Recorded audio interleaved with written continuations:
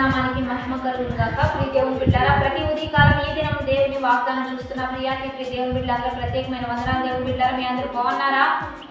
ప్రతిదినము వాగ్దానం చూస్తూ ఉన్నారా? దైవికంగా సిద్ధపడుతూ ఉన్నారా? ఆత్మీకంగా బలపడుతూ ఉన్నారా? ఇదంతా దేవుని చిత్తానుసారమైన జీవితం.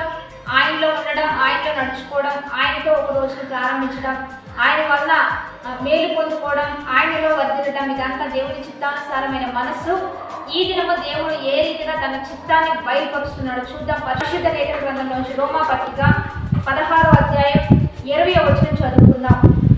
సమాధానకర్తయగు దేవుడు సాతానును మీ కాళ్ళ క్రింద శీఘ్రంగా శితగా త్రొక్కించును. మన ప్రభు అయిన యేసుక్రీస్తు కృప మీకు తోడై ఉండును గాక. ఈరోజు దేవుడు బిడ్డ, సమాధానకర్తయగు అధిపత్యగు దేవుడు సాతానుని మీ కాళ్ళ క్రింద పెట్టాడు. శీఘ్రంగా అడగలోకి అంతా మీకు ఇచ్చాడు.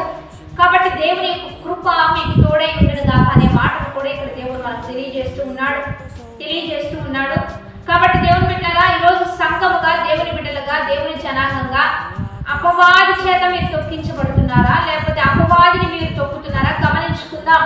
ఎందుకంటే ఈరోజు ఆదివారం పరిశుద్ధ దినము. దేవుని సన్నిధిలో గడిపి దేవుని శక్తిని పొందుకుంటూ, దేవుని అభిషేకాన్ని పొందుకుంటూ, దేవుని అధికారాన్ని స్వతంత్రించుకుంటూ సాతానుని తొక్కుతూ వెళ్లాల్సిన బిడ్డలు మనందరం కూడా.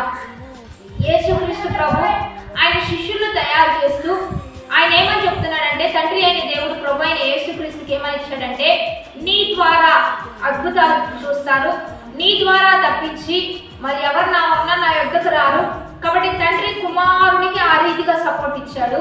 కుమారుడు శిష్యులకి ఏ రీతిగా సపోర్ట్ ఇచ్చాడంటే, నేను మిమ్మల్ని అభిషేకిస్తా, మీ వల్ల కొన్ని గొప్ప కార్యాలు జరుగుతాయి, మీ వల్ల భూలోకం తలకిందులు చేయబడుతుందని చెప్పి ప్రభు అయిన యేసుక్రీస్తు తన శిష్యులకు ఒక అధికారం ఇచ్చాడు. ఈరోజు దేవుని బిడ్డగా అభిషేకించబడుతూ, ప్రతిదినం దేవుని యొక్క ప్రార్థనలో ఆయన రక్తంతో నింపబడుతూ, ఆయన అభిషేకంలో మహిమలో ముందుకు కొనసాగుతున్న దేవుడు మనకి ఇచ్చిన సపోర్ట్ ఏంటంటే, నాకంటే గొప్ప కార్యాలు మీరు చేస్తారు. ఈరోజు దేవుని బిడ్డగా ఆ గొప్ప కార్యాలు ఏంటంటే, నీ ఉద్యోగంలో నువ్వు శీఘ్రంగా త్రొక్కాలి, నీ వివాహ విషయంలో అపవాదం తొక్కాలి, నీ చదువులో అపవాదం తొక్కాలి, నీ కుటుంబ విషయంలో అపవాదం తొక్కాలి, నీ ఆర్థిక పరిస్థితుల్లో అపవాదం తొక్కాలి, నీ యొక్క యవ్వన జీవితంలో అపవాదం తొక్కాలి, నీ సేవా జీవితంలో కూడా అపవాదిని తొక్కి అంత బలం నీకు ఎప్పుడు వస్తుందంటే, నీవు దేవుని కలిగి ఉన్నప్పుడే వస్తుంది.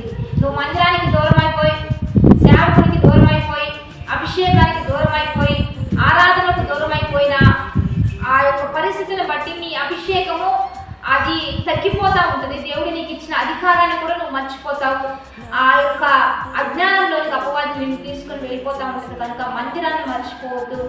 ఆరాధన, దేవుడిని ఆరాధించడం, నీలో ఉన్న దేవుడిని బయటకు తీసుకొని రావడం, దేవుడు నీకే అధికారం అయితే ఇచ్చాడో అధికారాన్ని బలపరుచుకుంటూ నువ్వు అడుగు పెట్టే ప్రతి స్థలంలో అపవాది యొక్క అగ్ని బాణాలను ఆర్పడానికి దేవుడు నీకు శక్తి ఇచ్చాడు, నీకు బలం ఇచ్చాడు, నీకు అధికారం ఇచ్చాడు. శీఘ్రంగా వాడిని తొక్కడానికి ఎప్పటికప్పుడు కూడా ఫ్రెష్ అనే ఇంటితో నింపబడుతూ, దైవికంగా నింపబడుతూ, ఆత్మీయంగా బలపరచడానికి మందిరాలు, ఆరాధన, తప్పనిసరిగా మందిరానికి వెళ్ళండి, దేవుడిని ఆరాధించండి, దైవికంగా సిద్ధపడండి, ఆత్మీయంగా బలపడదాం.